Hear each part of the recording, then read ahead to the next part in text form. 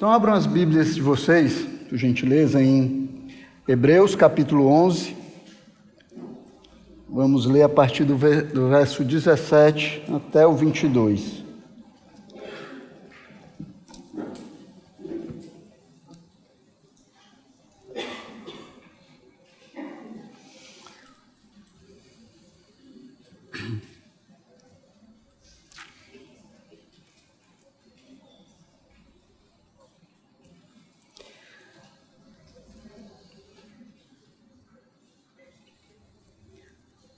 Diz assim a palavra do Senhor.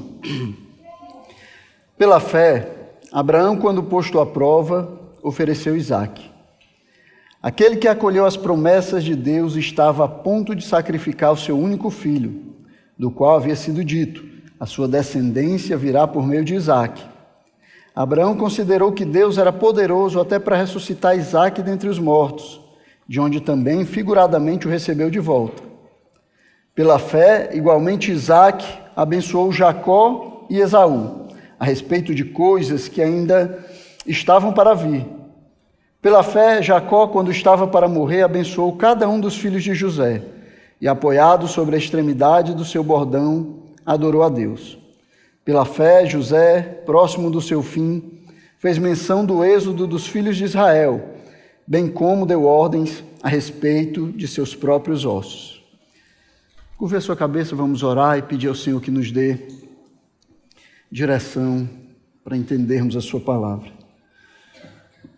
Santo Deus e Pai, nós estamos aqui, Senhor, com a tua palavra aberta diante de nós. Senhor, e clamamos o teu favor, Senhor, sobre o teu povo, a tua igreja. Prepara as nossas mentes, Senhor, os nossos corações para compreendermos e guardarmos a tua palavra, Pai. Que ela nos ensine, nos exorte, nos desafie, para que possamos viver, Senhor, vidas que sejam agradáveis a Ti. Que o Teu nome seja glorificado no final, Pai, quando absorvermos a Tua palavra e vivermos, Senhor, segundo ela.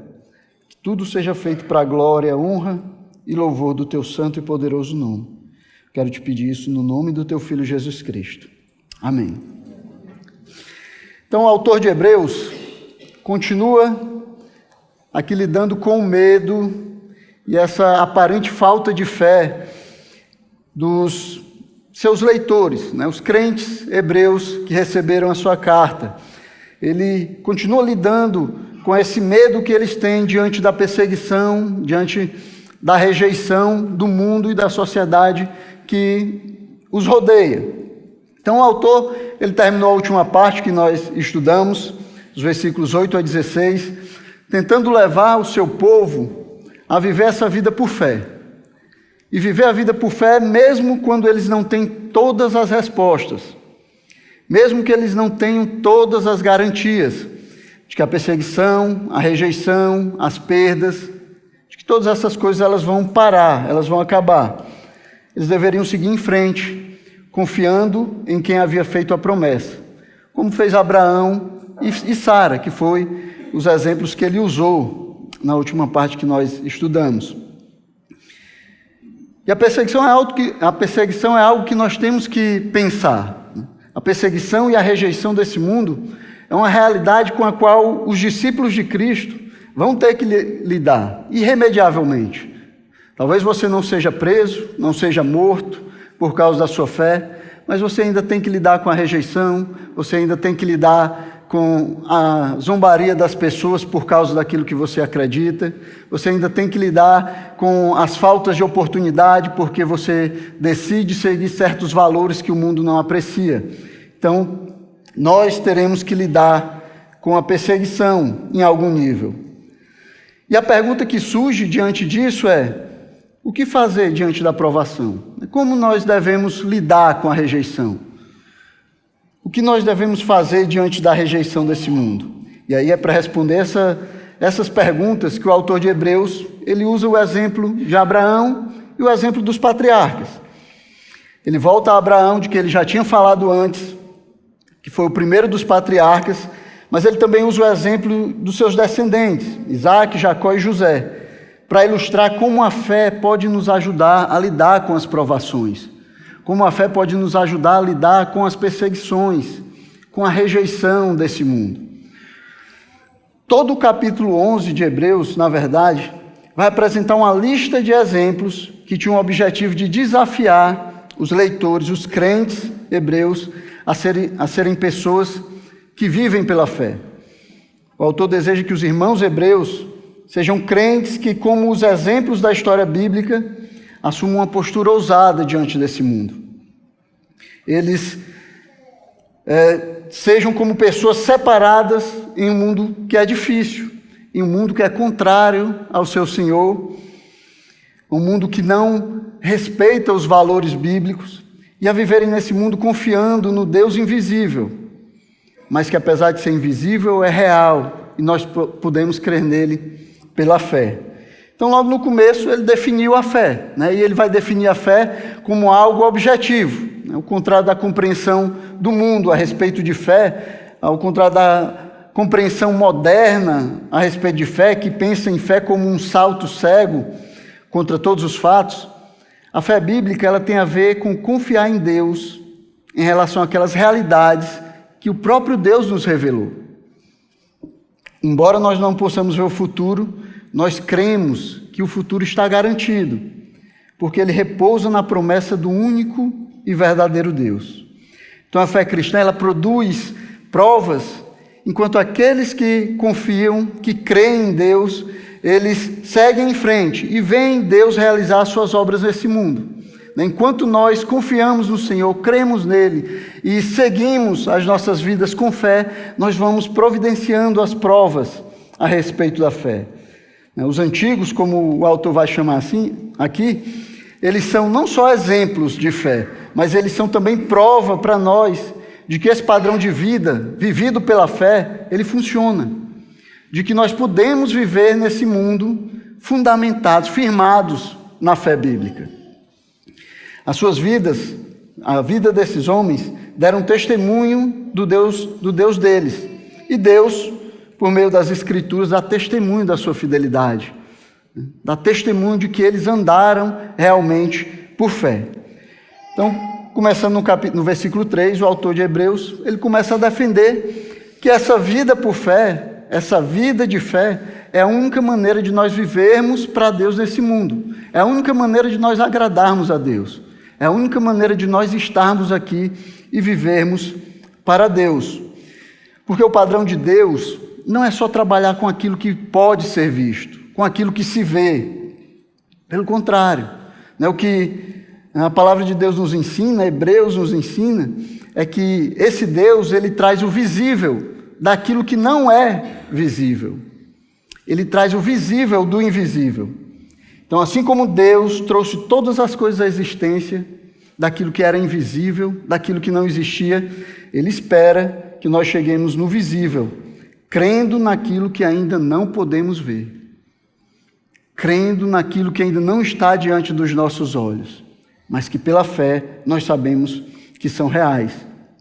Então, as pessoas de fé vivem pelo que Deus revelou, como sendo verdade, vivendo as Escrituras, fazendo o que ela nos ensina, obedecendo os seus mandamentos, aguardando as suas promessas, ao invés de viver segundo os princípios e os ditames desse mundo, mesmo quando não vemos ainda essas coisas diante de nós, mesmo quando elas ainda não estão presentes diante de nós.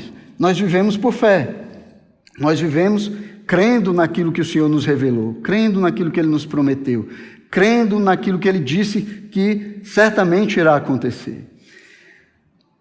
E aí, seguindo esses exemplos, Abel e Enoque, eles são os primeiros exemplos que são retirados da história da humanidade, né? A história de Abel vai nos ensinar como a fé, ela é uma manifestação de um coração que está ligado a Deus, ligado corretamente a Deus.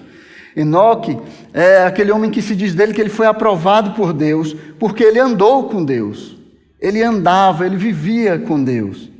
E o testemunho dos antediluvianos, que são aqueles que viveram antes do dilúvio, termina com o exemplo de Noé, que agiu com base na revelação de Deus, construindo a arca e confiando em Deus para coisas que nunca tinham sido vistas nesse mundo, coisas que ele nunca tinha visto acontecer. Ele confiou em Deus, ele acreditou que elas realmente aconteceriam como Deus disse que aconteceriam. e ele foi recompensado por Deus como herdeiro da justiça. E o autor segue falando, então, da fé entre os patriarcas. Abraão, que foi o primeiro patriarca, em obediência à palavra de Deus, deixou a sua terra com base na promessa de Deus a respeito de uma terra que ele nunca tinha visto.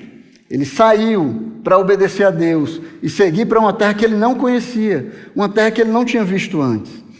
Então, aqui no cerne da história de Abraão está essa disposição de obedecer à palavra de Deus, confiar em Deus, seguir a direção de Deus, seguir aquilo que Deus diz para ele fazer, embora ele não entendesse completamente essa ordem. Embora ele não tivesse todas as respostas, embora em alguns momentos a ordem parecesse até contradizer o que Deus já tinha prometido para ele. Mas ele seguiu em fé. E o que tornou a obediência de Abraão possível foi a sua fé inabalável. E nós, da última vez, aprendemos algumas características da fé no exemplo de Abraão, nos versos 17 a 22. A gente falou, cobrimos esses 3 versos da última vez. Eu queria relembrar algumas coisas que nós vimos lá para nós seguirmos com os descendentes de Abraão, Isaac, Jacó e José. Então a primeira coisa que nós aprendemos a respeito da fé é que a fé ela pode ser provada, né? A fé ela pode ser testada, ela pode ser posta à prova. A pergunta é, por que Deus testa a nossa fé, se Ele já sabe de todas as coisas? Por que é que Deus testou Abraão, se ele sabia como Abraão iria responder? Se ele sabia a resposta que Abraão daria a ele? E aí nós, passando por todo o livro de Hebreus, nós vamos conseguir perceber aquilo que Deus vai fazer através das provações, através das aflições, através do sofrimento. Nós vimos que nós somos testados, nós somos provados por Deus para o nosso aperfeiçoamento, para que Ele nos aperfeiçoe, para que Ele nos torne mais semelhantes à imagem do Seu Filho. A mensagem de Hebreus inteira é que os crentes eles não podem voltar atrás. Pelo contrário, eles devem seguir em frente, eles devem seguir para a perfeição, eles devem seguir para o aperfeiçoamento que Deus está operando na vida deles. E as provações, elas também servem para nos aperfeiçoar. Até mesmo o Filho de Deus foi aperfeiçoado por meio do sofrimento. O que o autor nos diz no capítulo 2, versículo 10, porque convinha que Deus, por causa de quem, por meio de quem todas as coisas existem, conduzindo muitos filhos à glória, aperfeiçoasse por meio de sofrimentos o autor da salvação deles. Então, se o próprio autor da nossa salvação, o Filho de Deus, foi aperfeiçoado por meio do sofrimento, quem somos nós para querer tirar o sofrimento das nossas vidas? Para querer crescer longe do sofrimento? Então, o sofrimento é Deus operando nas nossas vidas, daqueles que creem e confiam nele. Então, o Senhor nos testa para o nosso aperfeiçoamento, para que nós sejamos dignos de um dia fazermos parte da glória para a qual Ele nos chamou e está nos preparando. E Deus já começou essa obra de aperfeiçoamento em nós. Ele está fazendo isso agora. Essa obra ela é um processo. Essa obra Ele vai trabalhar nas nossas vidas durante toda a nossa vida aqui na terra. E o sofrimento é um dos instrumentos de Deus. As provações, os testes, são um dos instrumentos de Deus para nos aperfeiçoar. E nós aprendemos também que fé como a de Abraão, ela deve estar disposta ao sacrifício. Abraão estava disposto, por causa da sua fé, ao sacrifício, sacrifícios inimagináveis, pela nossa mente hoje. Mas por causa da sua fé, Abraão ele estava disposto ao ato surpreendente de sacrificar o próprio filho.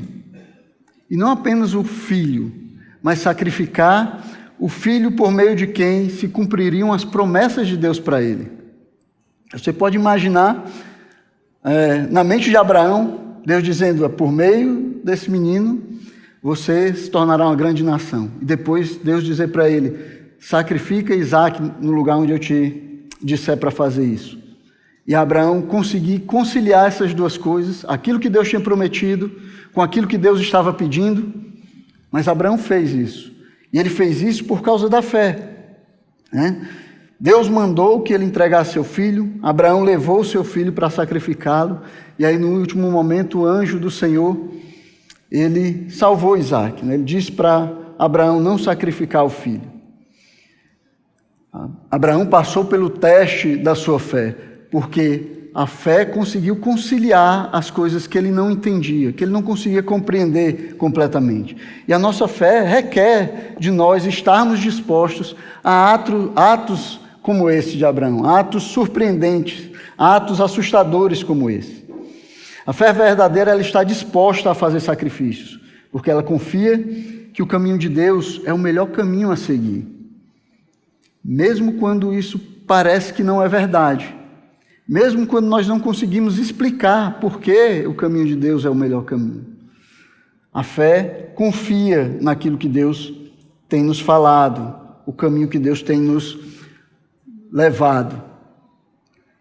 E Abraão, ele conseguiu realizar todas essas coisas porque a sua fé, né, tinha fundamentos sólidos, como nós vimos nos versículos 18 e 19 desse texto. O mundo, ele costuma dizer que a fé é um recurso sem fundamentos, é um artifício de quem não tem evidências, né, de quem não tem argumentos, é um sentimento sem provas reais, é algo que não consegue ser provado. Mas a fé descrita no livro de Hebreus, especialmente no capítulo 11 de Hebreus, e a fé que nós vemos aqui na vida dos patriarcas, ela tem fundamentos sólidos, ela está firmemente fundamentada. A fé deles estava fundamentada e alicerçada nas promessas de Deus e no poder de Deus para cumprir essas promessas. Em outras palavras, ela estava fundamentada naquilo que Deus é e naquilo que Deus disse. A fé dos patriarcas, ela era firmemente fundamentada na pessoa de Deus, no Deus que Abraão cria e confiava. A fé de Abraão e dos patriarcas estava firmada na promessa de Deus. É a promessa que é citada no versículo 18. Diz, a sua descendência virá por meio de Isaac. Então Abraão tinha isso na mente dele. A minha descendência virá por meio de Isaac. Isaac não pode deixar de existir. E ainda que eu mate Isaac, Deus é poderoso para ressuscitá-lo. Era isso que Abraão esperava. Esperava com tanta convicção que ele acreditava que o Senhor poderia ressuscitar Isaac. Poderia até trazer Isaac de volta dos mortos para cumprir a sua promessa, para cumprir aquilo que havia dito para ele. Além disso, Abraão cria também em Deus, um Deus poderoso para cumprir aquilo que ele prometeu. O que o autor diz aqui é que ele considerou que Deus era poderoso. Ele cria que Deus podia fazer o que estava dizendo que iria fazer. Então a fé dele estava firmada em um Deus que pode fazer todas as coisas, que é capaz de cumprir as suas promessas. E obviamente não adiantaria esperar que Deus quisesse cumprir o que ele promete, se ele não tivesse poder para fazer isso. Se Deus não tivesse poder para fazer todas as coisas, para fazer tudo o que ele diz que vai fazer, não seria um Deus digno de uma fé como essa. Se Deus fosse qualquer coisa menos do que todo-poderoso, ele não seria digno dessa fé e dessa confiança que nós vemos nos patriarcas e que é requerida de nós para vivermos nesse mundo. Então, no final, nós percebemos que, pelo exemplo de Abraão, que nossa fé ela não está imune às provações, ela não está imune aos sofrimentos, aos sacrifícios que esse mundo caído em pecado, ele exige daqueles que decidem seguir a Jesus. Nós não somos super-homens, né? Nós não somos especiais, nós não estamos imunes ao mal desse mundo. Nós vamos passar por eles, e por fé, Deus vai usar todas essas coisas para nos aperfeiçoar, para nos tornar mais parecidos com o seu Filho, Jesus Cristo. A verdadeira fé ela não está fundamentada nos confortos, nos bens, na prosperidade dessa terra. Não está fundamentado naquilo que nós podemos ganhar aqui nessa terra, embora o Senhor também prometa bênçãos para essa terra. Mas não é só sobre isso. A fé não é só sobre isso. A fé verdadeira, ela olha para frente, olha para as promessas, olha para aquilo que o Senhor tem reservado para nós no futuro. A fé é reconhecida como verdadeira na certeza da realidade dos eventos futuros que foram revelados por Deus na sua palavra. É isso que nós vamos encontrar nos exemplos dos descendentes de Abraão, que nós lemos aqui: Isaac, Jacó e José. O autor vai citar o exemplo de como cada um deles creu na promessa do Senhor e demonstrou isso por aquilo que eles fizeram, por aquilo que eles disseram e por como eles viveram nessa terra.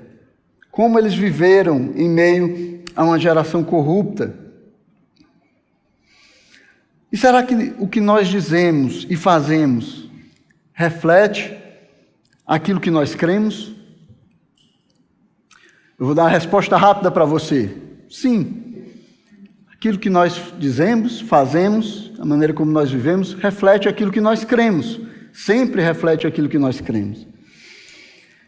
E se o que nós estamos dizendo e fazendo e a maneira como nós estamos vivendo não manifesta o que a Escritura ensina, provavelmente é porque nós estamos crendo em outra coisa, não no Deus da Escritura, não no Deus da Bíblia.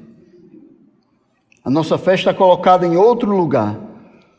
Mas a fé de Isaac, Jacó e José, que é descrita aqui, tem muito para nos ensinar com respeito a crermos naquilo que ainda não vemos, crermos naquilo que ainda não está presente, crermos naquilo que ainda não podemos pegar, apalpar com as nossas mãos, crermos naquilo que Deus nos prometeu para o futuro.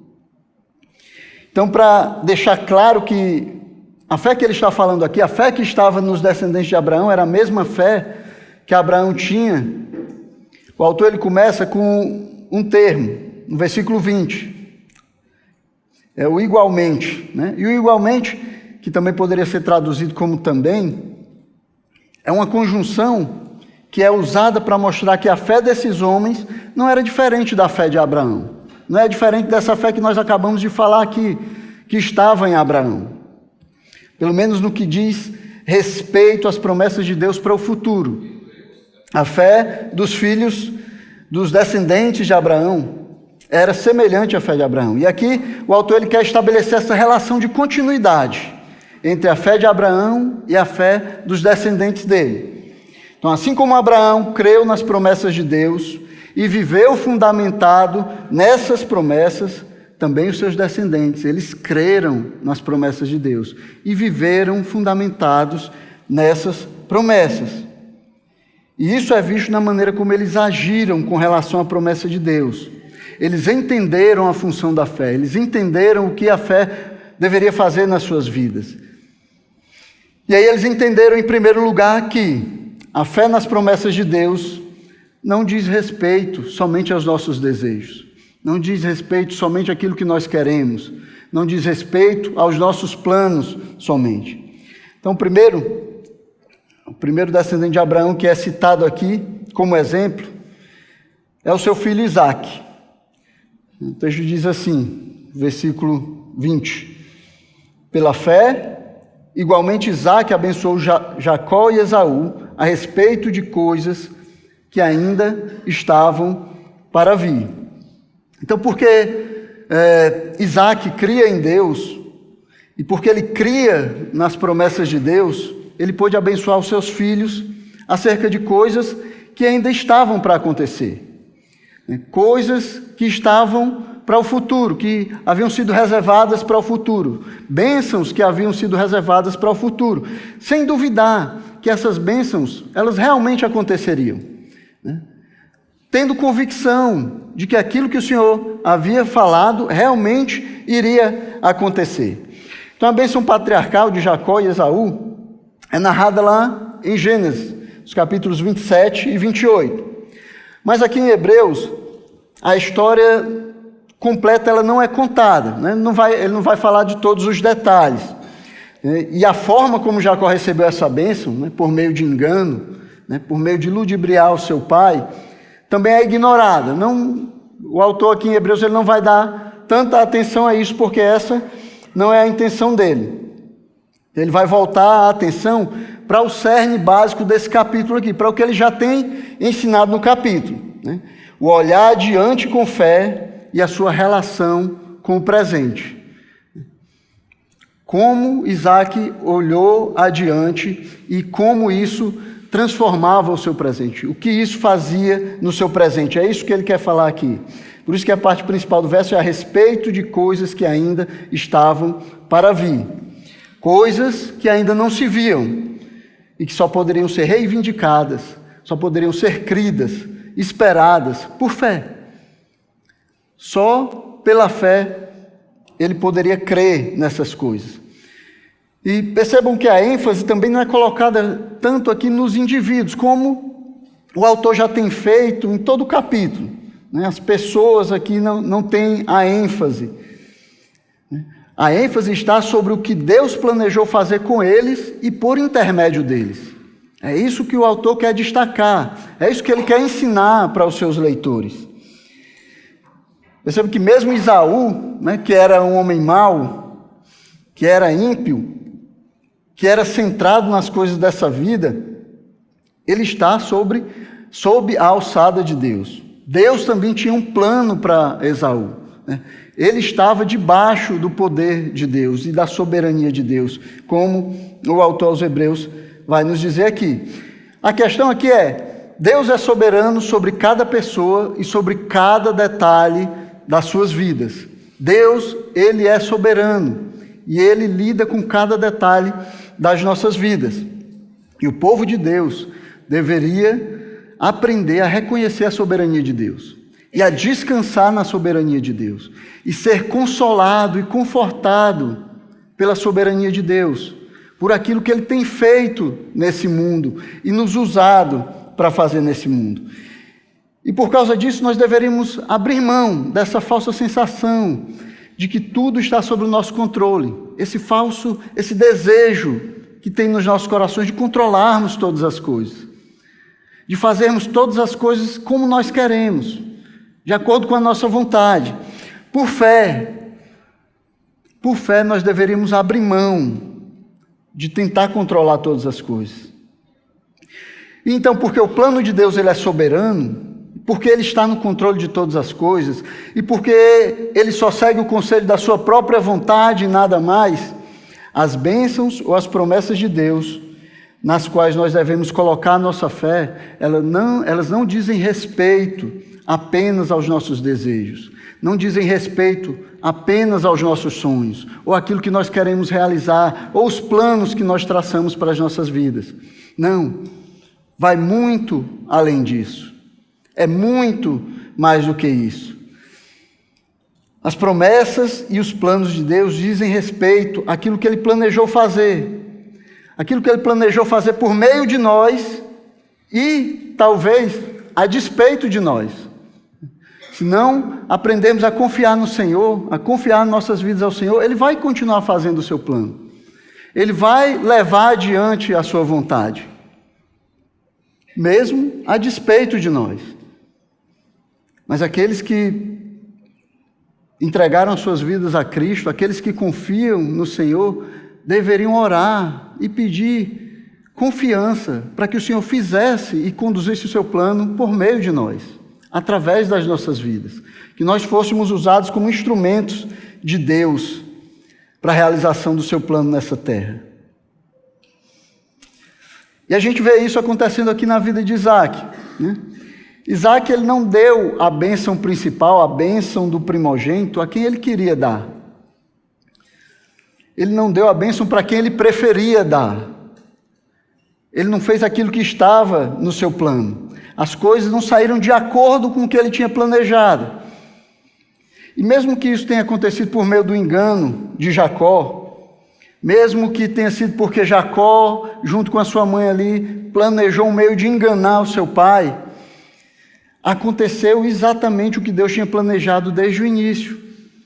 Embora Isaac ele tenha sido frustrado nos seus planos, Deus ele não foi frustrado. Deus não foi pego de surpresa. Deus conduziu todas as coisas para o fim que ele tinha planejado desde o começo. Isaac foi ludibriado, mas Deus estava no controle todo momento. Provavelmente Isaac soubesse o que Deus disse à sua esposa, que o seu filho mais velho serviria ao filho mais moço. Mas ele quis levar adiante o seu próprio plano. Ele quis fazer as coisas do seu jeito. né? Aquilo que ele achava que era certo, ele quis seguir aquilo com que ele estava familiarizado, né? Que estava de acordo com a cultura em que ele vivia. Todo mundo faz assim, deve ser assim mesmo, tem que fazer. Não, essa mulher deve estar enganada, ela deve ter se enganado, não é isso que Deus quis fazer. Como é que Deus ia fazer diferente do que todo mundo faz? Então ele quis levar adiante o seu plano, mas Deus tinha um plano diferente. E mesmo a contragosto, mesmo enganado e frustrado, Isaac seguiu o plano de Deus. Isaac fez aquilo que Deus tinha planejado. Ele abençoou os seus filhos conforme o desígnio de Deus, conforme aquilo que Deus já tinha dito que iria fazer. Ele não fez como ele queria, ele fez como Deus planejou que ele fizesse. Então, meus irmãos, não adianta nós tentarmos lutar contra Deus para estabelecer os nossos próprios desejos, para tentar estabelecer o nosso próprio plano, a nossa agenda, para tentarmos fazer as coisas do nosso jeito e diferente daquilo que Deus planejou que seja feito. Como é que Isaac ele poderia conseguir lidar com os desejos dele se ele não conseguia lidar nem com os desejos do seu filho? Como é que ele poderia ir contra o plano de Deus se ele não conseguia impedir nem o plano do seu filho de enganar ele? Ele não conseguia, como é que ele ia impedir o plano de Deus? Nós também não conseguimos impedir o plano de Deus. Você pode achar que está conseguindo, está tomando o caminho mais fácil, que as coisas estão saindo do seu jeito, que ninguém está vendo. Mas Deus sabe de todas as coisas. E Ele faz todas as coisas da maneira que lhe apraz. E às vezes nós pensamos que o mundo ele gira ao nosso redor, né? A gente é tentado a pensar isso. Pensar que todas as coisas, que tudo e todos devem trabalhar para realizar os meus desejos, os meus planos, para realizar aquilo que eu pretendo fazer, e que se não servir para levar a minha agenda adiante, então não serve para mim. E é por isso que nós ficamos com raiva quando as coisas saem diferente daquilo que nós pensamos. É por isso que a gente fica chateado e às vezes irado com as pessoas. Porque a gente acha que tudo foi feito para que o nosso plano seja estabelecido. A gente acha que tudo deve colaborar para que as coisas aconteçam do jeito que a gente planejou. Mas não é assim. O mundo não gira ao nosso redor. Deus não é nosso servo à nossa disposição para fazer tudo aquilo que nós queremos. A fé verdadeira, ela se coloca à disposição do Senhor. Ela crê nas promessas de Cristo, mesmo quando elas não são exatamente aquilo que eu esperava, mesmo quando o que Deus requer não é exatamente aquilo que eu quero também.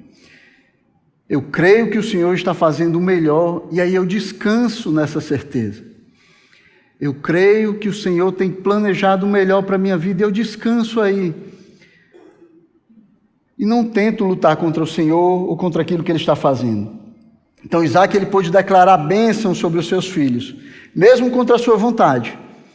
Mesmo que ele quisesse fazer diferente, ele pôde declarar bênçãos para os seus filhos, porque o Senhor estava controlando todas as coisas, o Senhor estava conduzindo todas as coisas, e ele tinha colocado a fé nesse Deus que controla todas as coisas, e não a um Deus que cede a todas as suas vontades.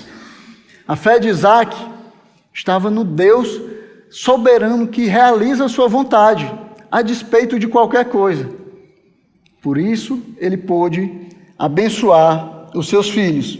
Por isso, ele foi usado como instrumento do plano de Deus. Porque o Deus em quem ele tinha colocado a sua fé é o Deus que controla todas as coisas, para a sua glória e para o nosso bem. E os descendentes de Abraão, eles compreenderam também que a fé, ela produz adoração. Quando olhamos para a fé dos patriarcas, nós vemos que ela vai produzir adoração nas suas vidas. Foi o que aconteceu com Jacó. Nós encontramos aqui no verso 21. Ele diz, pela fé, Jacó, quando estava para morrer, abençoou cada um dos filhos de José. E apoiado sobre a extremidade do seu bordão, adorou a Deus.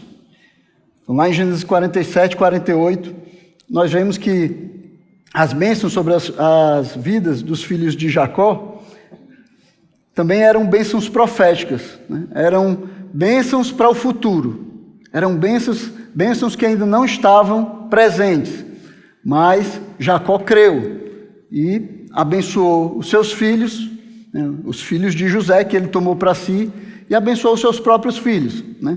Lá nos versículos 47, nos capítulos 47 e 48 de Gênesis, a gente vê ele realizando essas bênçãos que são proféticas.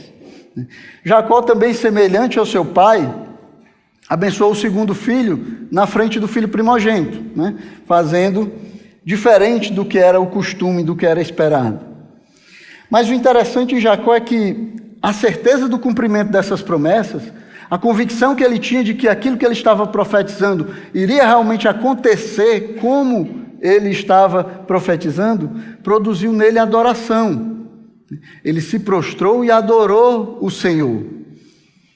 Ele adorou o Senhor por causa daquilo que Deus iria fazer na sua família, mesmo que ele ainda não pudesse ver com seus olhos físicos, naquele momento, o que Deus ia fazer. Então, a verdadeira fé que se mostra na convicção de eventos futuros que foram revelados por Deus, essa fé ela produz adoração. Na verdade, sem fé, como o escritor já disse antes, é impossível agradar a Deus. É impossível se aproximar de Deus sem fé. Precisamos de fé para estar na presença de Deus, para agradá-lo, para adorá-lo. Nós precisamos de fé. Isso faz todo sentido, meus irmãos. Quem poderia adorar um Deus invisível? Quem poderia adorar um Deus que formou todas as coisas antes que qualquer pessoa estivesse lá para testemunhar o que ele estava fazendo? Um Deus que habita fora da sua criação, apesar de também habitar com aqueles que creem nele. Um Deus que, sendo Deus, decidiu se tornar homem, decidiu ser como nós, como a criação que ele fez, e vir a esse mundo, e padecer, e sofrer, para dar a vida por aqueles que ele criou. Quem poderia crer num Deus como esse, a não ser através da fé? Quem poderia crer num Deus assim, se não fosse pela fé? Então a fé ela é um requerimento para adorar a Deus, e sem fé é impossível nós adorarmos a Deus. É impossível nos achegarmos a Ele para adorá-lo. E talvez aqui tem alguém que domingo após domingo tem vindo aqui, tem vindo à nossa igreja ou tem ido a uma outra igreja qualquer. E aí entra e sai e não vê sentido naquilo que está sendo feito aqui, naquilo que está sendo dito. Essas coisas que são feitas aqui, elas não lhe animam muito, não lhe dão muito prazer. Ele não encontra prazer em fazer as coisas que são feitas aqui junto com o povo de Deus. Provavelmente, o seu problema seja um problema de fé. Provavelmente você tenha que resolver esse problema de fé que você tem. Talvez você não crê realmente no Deus que é pregado aqui, no Deus que é louvado e adorado aqui. Talvez você nem acredite que Ele é real, que Ele existe realmente. Talvez você nem acredite nas promessas que Ele faz ao seu povo. Talvez você nem ache que esteja perdido nos seus pecados e que por causa disso você precisa de arrependimento e precisa ser perdoado por Ele. Talvez essas coisas, elas não fazem realmente parte da sua vida. Você tem um problema de fé. E sem fé você não vai conseguir adorar a esse Deus. Sem o autor e consumador da fé, Jesus Cristo, nosso Senhor, você não vai conseguir adorar o grande Deus. Você não vai conseguir prestar adoração a Ele. Só Ele pode colocar em nosso coração a fé que produz adoração. Para adorarmos a Deus, irmãos, nós precisamos ter fé. Nós precisamos crer no autor e consumador da nossa fé. Nós precisamos crer que esse Deus, Ele verdadeiramente é real. Ele existe e cumpre aquilo que Ele promete. cumpre aquilo que ele disse que ia fazer. O autor aos Hebreus diz que nós precisamos acreditar que Deus existe. E precisamos acreditar que Ele é galardoador daqueles que o buscam. Se nós não acreditamos nisso, não faz diferença você estar aqui, sentado num banco. Não faz diferença você assistir o que está acontecendo aqui. Não faz diferença nenhuma.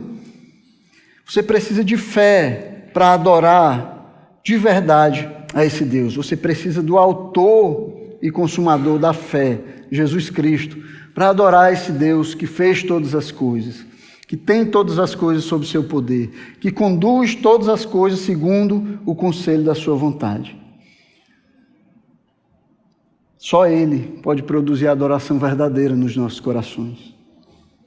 E por fim, os descendentes de Abraão, tendo a mesma fé que ele, eles compreenderam, eles entenderam que a fé, ela é materializada naquilo que eu digo e naquilo que eu faço.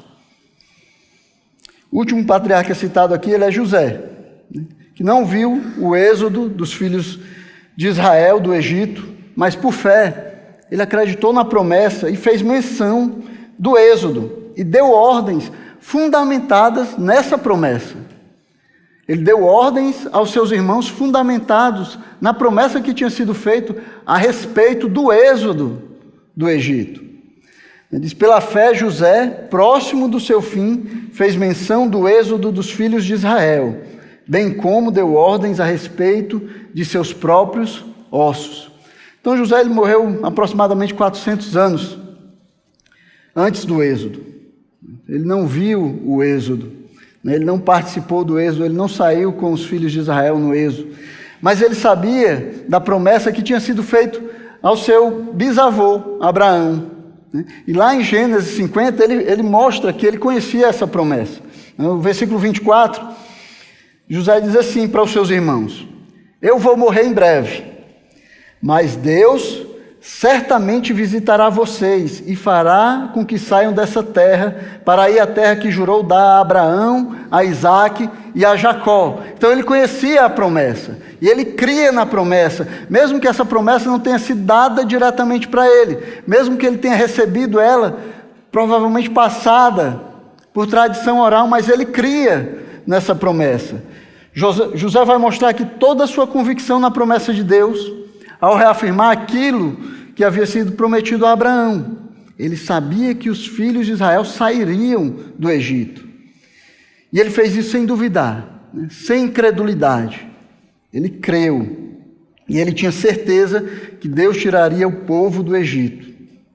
Então ele vai pregar aos seus irmãos, vai encorajar os seus irmãos com aquilo que ele sabia que era verdade e que, de fato, aconteceria como Deus disse que aconteceria. Irmão, será que nós temos pregado com convicção as verdades reveladas na palavra de Deus?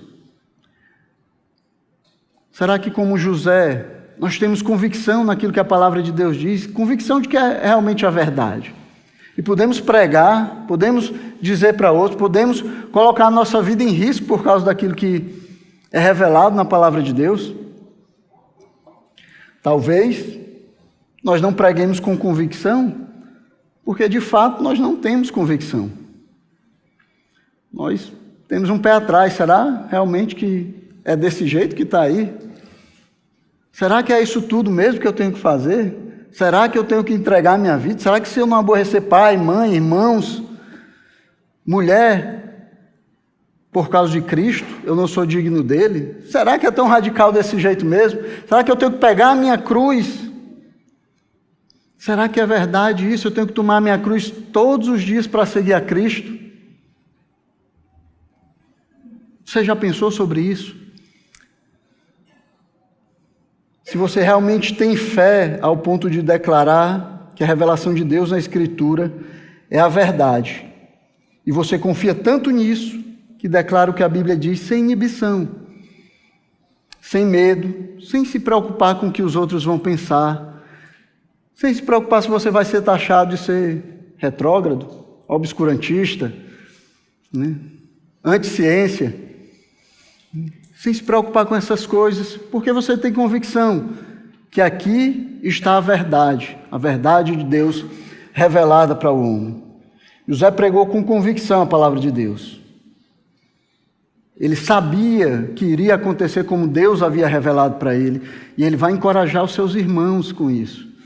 Ele vai dar ordens aos seus irmãos com relação a isso.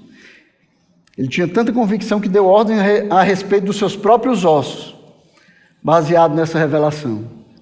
Lá no 25 de Gênesis 50, ele diz assim: Deus certamente visitará vocês. Quando isso acontecer, levem os meus ossos daqui. Ele estava tão certo que aquilo ia acontecer, que ele disse: quando acontecer, vocês levem os meus ossos daqui. Ele não diz se isso acontecer. O que ele diz é quando isso acontecer. Quando Deus visitar vocês, porque Ele certamente vai visitar vocês, como Ele prometeu. E quando vocês saírem dessa terra, porque vocês realmente sairão dessa terra, como Deus disse que tiraria vocês dessa terra. Quando essas coisas acontecerem, porque foi prometido assim, levem os meus ossos. Levem os meus ossos daqui.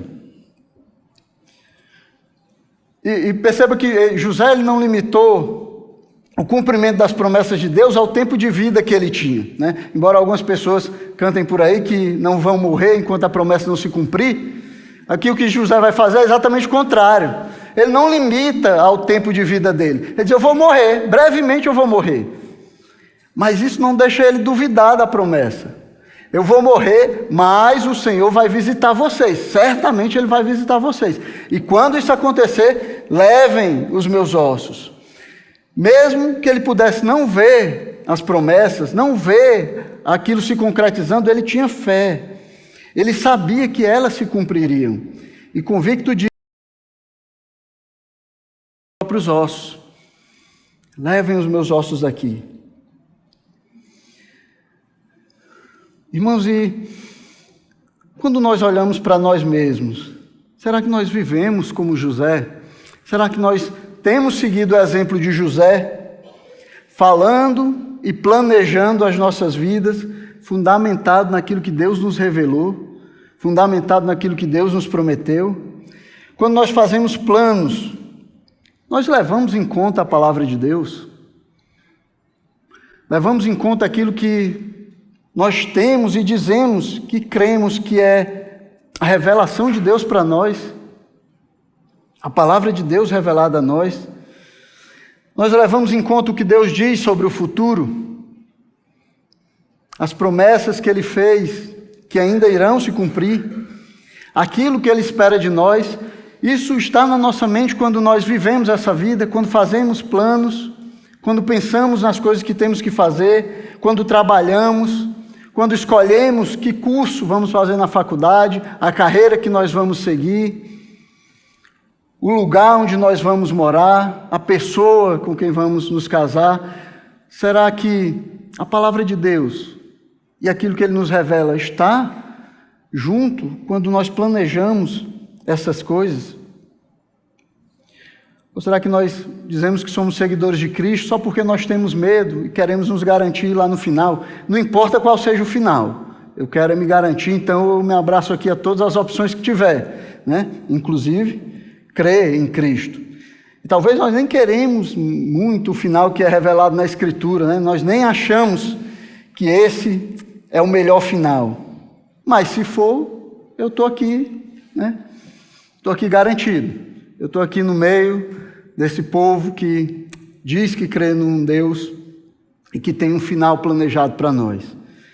Nós precisamos buscar a fé que transforma os nossos pensamentos, que transforma as nossas palavras, que transforma também as nossas ações e os nossos planos. Nós não podemos viver essa vida dizendo que servimos a Deus, que seguimos a Cristo, mas vivemos alheio ao que Ele diz na sua palavra, sem nem sabermos o que Ele diz na sua palavra, em como Ele conduz as nossas vidas pela sua palavra. Não dá para ser crente desse jeito. A gente precisa saber aquilo que Deus requer de nós, o que Ele quer das nossas vidas, o que Ele tem planejado para nós. e vivemos as nossas vidas fundamentado nessa verdade que dizemos que cremos. Então nós precisamos de fé que nos prepara para sermos como um sacrifício vivo, santo e agradável a Deus. Fé que não nos deixa viver conforme os padrões desse mundo, que nos livra, na verdade, dos padrões desse mundo. Fé que nos transforma pela renovação da nossa mente, que não nos deixa mais pensar como o mundo pensa, que não nos deixa mais acreditar nas coisas que o mundo acredita, mas que renova a nossa mente. Só com a fé assim é que nós vamos poder experimentar a boa, agradável e perfeita vontade de Deus. Esse deveria ser o objetivo para a nossa fé. Crer de tal forma nas promessas de Deus que ela transforme a nossa mente, que ela transforme as nossas afeições, as nossas ações, e assim nós conseguimos experimentar vidas que agradam a Deus, vidas que são vividas de acordo com o plano de Deus, vidas que são vividas de acordo com aquilo que Deus nos revelou na sua palavra. Esse é o plano de Deus para nós. Deveria também ser o nosso plano. Deveria ser o plano que nós estamos buscando. Deveria ser assim que nós escolhemos viver, fundamentado naquilo que o Senhor nos revelou na sua palavra. Amém? Vamos orar e pedir ao Senhor que nos dê força, poder e convicção para vivermos essa vida com fé. Santo Deus, nós queremos reconhecer, Senhor, a Tua grandeza, o Teu poder, a Tua majestade, Senhor, e Te reconhecer como Criador de todas as coisas, aquele que já tem o fim preparado, Senhor, desde o começo. Queremos, Senhor, também reconhecer que em muitas ocasiões nós não temos vivido de acordo com aquilo que nós dizemos que cremos, Senhor.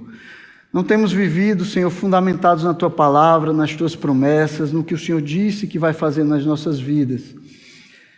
E nós queremos clamar a Ti, Senhor, nos ajuda, Pai, a ter a Tua palavra, Senhor, a Tua revelação para nós, diante de nós. Vivermos as nossas vidas, Senhor, para a Tua glória, para a Tua honra, Senhor. Vivermos, Senhor, para cooperarmos contigo no plano que o Senhor já estabeleceu, Pai, para sermos instrumentos Teus, instrumentos nas Tuas mãos, Senhor, para o crescimento do Teu reino, Pai, para a transformação das nossas próprias vidas e uns dos outros, Senhor, para que Teu nome seja glorificado em nós, Senhor, e através de nós, Pai. Abençoa, Senhor, essa igreja.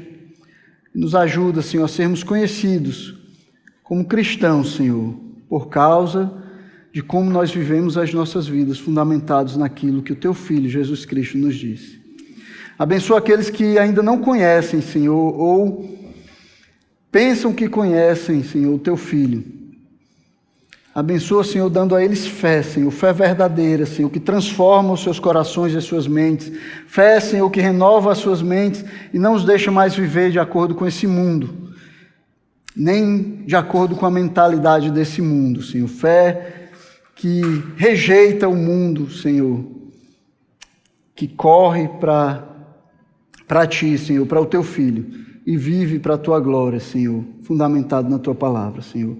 Transforma, Senhor, os corações daqueles que estão titubeando, Senhor, em dúvida, Pai, que não estão seguindo retamente o Teu caminho, para que Teu nome seja glorificado, Senhor, no coração desses também, para que nós louvemos o Teu nome, porque o Senhor tem feito aquilo que só o Senhor pode fazer, transformar corações e salvar vidas. Abençoa, Senhor, a nossa igreja e nos ajuda a viver para a Tua glória e honra.